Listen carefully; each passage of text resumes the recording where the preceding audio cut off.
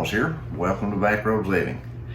I've been doing some more research on this food shortage, supply chain thing that's been going on, because I'm getting just a lot of information from different people across the country about shelves being empty in some stores and not in others, and trying to figure out what's going on there and why it's happening the way it is. And I don't know that I have all the answers in this video, but I do have some of the answers. And hopefully through this video we'll be able to come to understand why it is so important for us to have our stuff prepped up. You know, as the old saying is, have our ducks in a row so we don't get caught in a situation that's going to cause us stress or anxiety or things like that beyond what we need. Now, we're going to talk about the supply chain and the shortages in the stores. And it's not just food shortages, it's shortages across the board. So let's look at that real quick. I'm going to try not to be real long in this, but there is a short video in this that I'm going to share with you that's important. So hang in there till we watch it. And again, don't forget our locals page. We have a channel on locals now. It's a link in the description box below. Just click see more. There's a link there that you can go to. If you can support us over there, we'd appreciate it. It costs $5 a month to be a supporter, or you can be a member. But now members don't have the same privileges as supporters. It costs 16 cents a day. If you can do that, we greatly appreciate that. If you can't, it's okay. But we talk about things over there that we can't talk about on YouTube or Facebook because of censorship, okay? So there's things over there that we'll talk about that go into more depth about certain topics than we can talk about here. But anyway, let's get into this right here. I wanted to show you something. It says shortages are going to get worse later this year as global supply chains increasingly falter. Now, this article, I'm just going to read this part out of this. It says, let's take one step at a time. Right now, local news outlets all over the country are doing stories about the shortages in their local areas. And it's happening a lot. It's not just in your area. And I know some of you are not having shortages, and that's part of what's going on here. Have you recently gone to the grocery store and found some of the shelves empty? If so, you aren't alone. Many people can't find some of their favorite and essential items since the pandemic started. As that article points out, the stores are trying to order the product that they need. They just can't get them. This is happening all across the United States, and as a result, the inventory to sales ratio for U.S. retailers has been pushed to the lowest level on record. The inventory to sales ratio, what they've got in inventory and what they've got on the floor, is lower than it has been on record. Now, this article is an article that says backups at U.S. West Coast ports cause disruptions to trade network speed ups for workers. It says record high numbers of import from Asia have choked the U.S. West Coast supply chain, causing a backlog of ships unable to dock at the Seattle and Tacoma ports in Washington State, along with major ports in California. The increased strain on the seaport system is intensifying efforts to restructure the industry to make U.S. trade more competitive in the world economy, and thus place a greater burden upon longshoremen and other logistic workers. And as you read down through this article, I'm going to try to remember to put all these links that I show you in the article today. It's all up and down the West Coast. It talks about ports of Long Beach showed similar signs of supply chain strain despite some of its ships being delayed because of COVID. The ports at Oakland, ships would generally go straight to berth to be unloaded prior to the pandemic. Now even larger ships with even more containers typically are waiting a week anchored in San Francisco Bay before they can unload. Whereas container ships would never anchor before, it is now typical for ships to take up all 6 to 8 anchorages in San Francisco Bay, while many more ships have to idle outside of the Golden Gate Bridge in water too deep to anchor. Now think about this just a second. We did an article a while back when that big port was shut down, and some of these container ships had given information out about what it costs to operate. And some of them said it cost them up to $1 million in fuel alone just to make a round trip. That's why they have to load up with containers coming and load up with containers going back. And then when these ships have to set out in deep water and they can't anchor, and they have to keep their engines running continually to keep them from, floating adrift, that adds to the cost of fuel. That adds to the cost of the product on that ship. Everything has to be paid for. And when we see things like that happening, we're going to see higher prices, and we're going to see shortages in the shelf right now, just from what we're seeing right here. And now let's continue right here to this next article. It says, a logistics consultant, FreightWaves, quotes Citi's new capacity in the Trans-Pacific market added to address the previous shortage as a reason he expects ports in the United States West Coast will be slammed the entire month of August. Seattle-based consultant John Morris added, "We are entering Gridlock Plus." So we're going to be having even more shipping containers coming into the West Coast to try to unload. And this fella who is with FreightWaves that keeps up with the shipping containers and the shipping container business, he said it's going to be Gridlock Plus this entire month of April. I know it's the 24th, but we're still seeing these things happening. So let's keep that article in August. Said on the East Coast, 17 container vessels are awaiting unloading near Savannah, Georgia, and in the Gulf Coast region, another 7 ships are waiting for unloading service near Houston. And this just kept piling up and piling up. This article was written August 4th. But now, this has continued. They have not been able to get all those containers unloaded, and I'm going to show you here in just a second some more stuff on this. Right here is the video I was talking about, and following this video, I'm going to show you some shortages that's been going on across the board so that we'll kind of get a view of what's happening here. KPIX5 reporter Don Ford did some digging, found out part of the problem is in Oakland, but not all of it. The next time when you're on the Bay Bridge and looking south and you think that's a lot of ships in port, you're right. A lot more than normal. The Coast Guard calls it Anchorage 9. It's a parking lot for ships where they wait for an open berth to unload and load.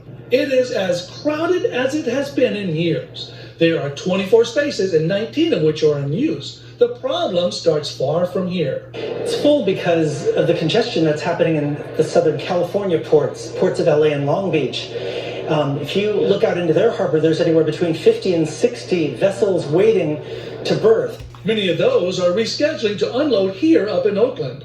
It's a complicated and serious job to keep all those ships safe and not bump into each other when the tide changes. Okay. The Coast Guard keeps a digital radar watch on all of them 24/7. Then there's this. The port just took delivery of new cranes. Cranes not online yet. The tallest cranes in North America came here and we're down 1 berth because they're assembling the cranes. Port of Oakland says the increased container traffic is causing bottlenecks up and down the coast, driven by, they say, by the increased home shopping. Folks are clicking to shop. Looking at this as a short-term issue, we're hoping that this logjam clears up in the next several weeks, but really, who knows? It's a wait and see. Coast Guard has the authority to contact inbound ships and ask them to slow down until the situation improves. They're hoping that this is a short-term thing, but not likely to be.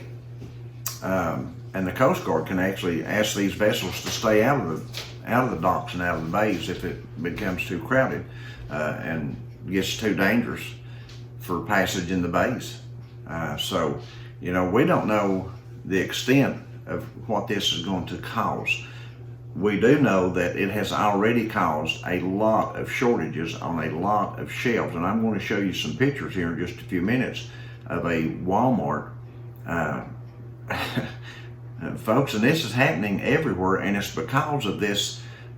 It's because of these container ships not being able to be unloaded on a timely manner, and this freight shipped across the nation. And that is because of a shortage of dock workers, warehouse workers, and truckers. One of the articles in this link, if you'll follow it and read it, you'll find out that during the 6-foot mandates across the nation, it said that many of the truckers had not been able to work because of that, because they couldn't come into the docks, they couldn't come into the warehouses and be around people.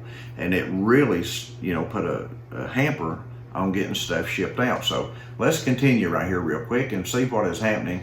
That it's not just the stores that this is happening to, it's happening everywhere. Clark County businesses shackled by a broken supply chain. Now, one of the businesses here that was shackled is a auto parts business, and they couldn't get just common parts in, like a windshield for a common car, a Chevy car. Couldn't get that kind of stuff in. They was talking about the building industry, how that a home that had cost $329,000 in 2020 is now costing $425,000. It's a $95,000 increase in the cost of building a home. Computer chips, there's having a shortage of computer chips, getting those in. The toy industry right here, we've noticed that. I saw that yesterday when I went to our local Walmart. The toy shelves were very iffy. Some of them had no toys on them of any kind. Some had several toys, and then some had just like half shelves full. And it was just a real odd looking thing, because Walmart was always full when we go up there with that kind of stuff before. And it is causing a food shortage in their area. And this is the Columbian, I think this is the South Carolina, I'm not 100% sure, but I think that's where this is at. But it's like this all over the country. It's just hit and miss. And it's going to get more of a miss than it is a hit if things don't change in how our government operates with these lockdowns and these pandemic mandates. Charleston, West Virginia said, have you recently gone to the grocery store and found some of the shelves empty? If so, you're not alone.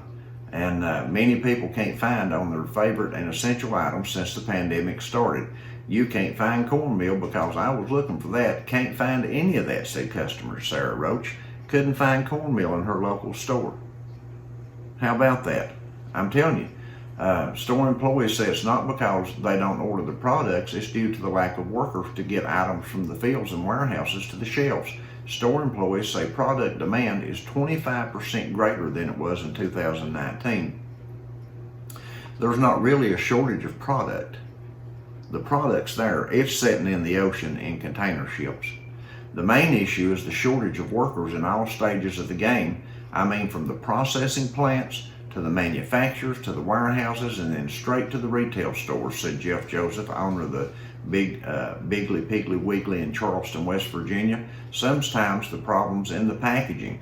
The metal cans of vegetables, or the plastic for drinks, and the cardboard that you need. The glass bottles that's needed to put the products in is what's holding up the process. Shortages on some of these things is causing problems right now. Plastic shortage, we remember reading about that.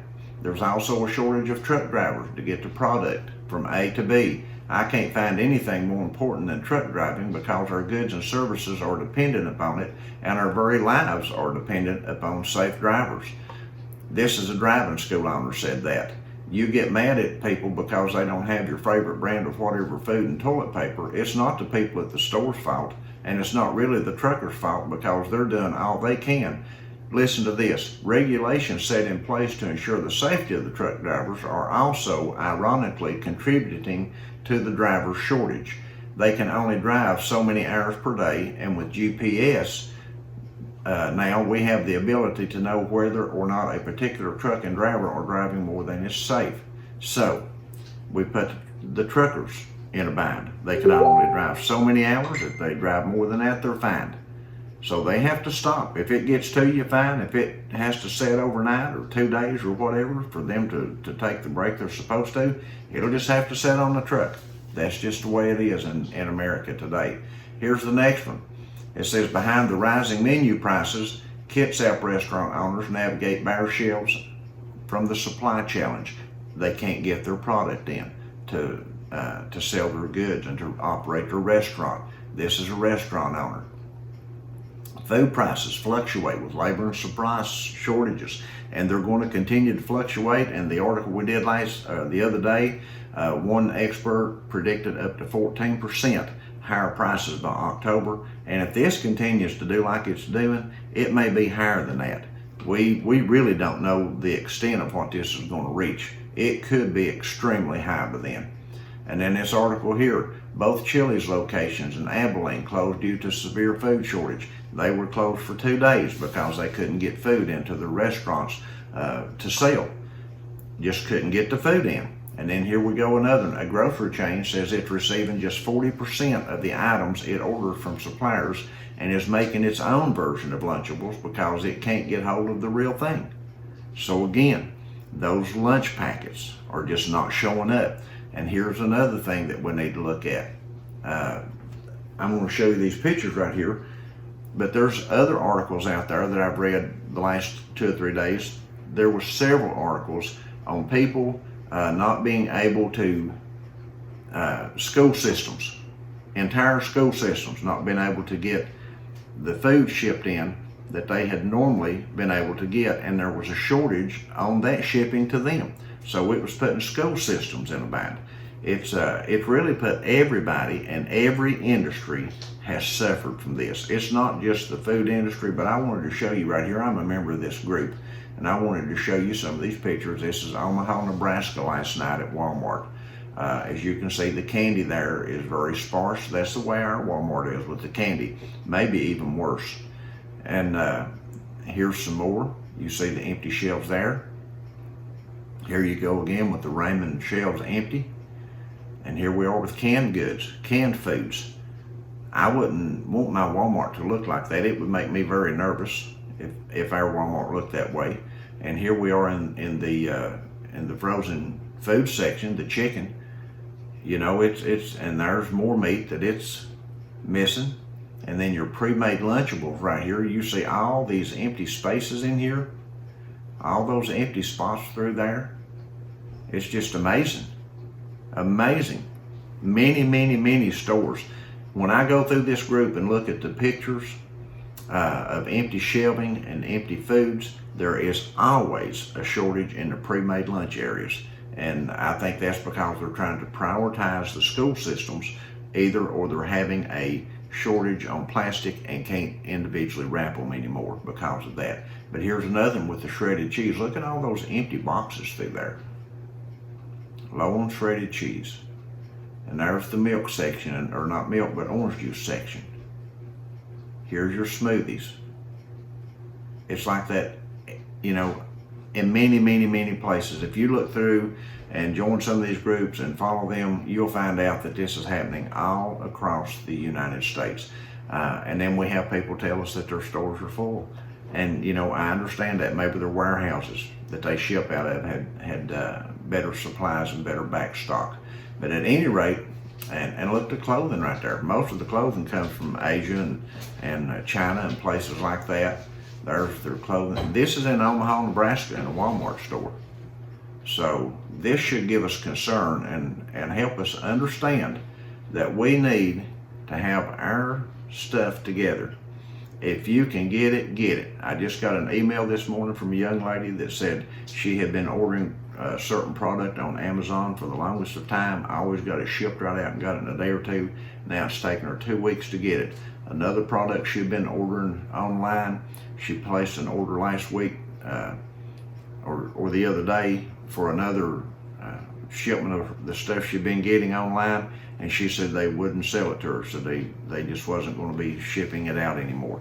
So we don't know if they were keeping it for local sales, what it was, but they refused to ship it, and you can't buy it online anymore. So keep that in mind, guys. Listen, there's a lot of things going on, and as this thing continues, it's going to get worse instead of better. It just is. The gridlock's going to continue. What that one guy called it, a gridlock plus. So get your stuff in, get your stuff put together, and get prepped and ready. And as we always say, be sure to prep spiritually before you prep any way on earth. Prep spiritually, guys. Be right with the Lord Jesus Christ. Next thing is to prep that pantry and prep all your tools, all your supplies that you need to get by in life with. And until the next time, we'll see you in the next video.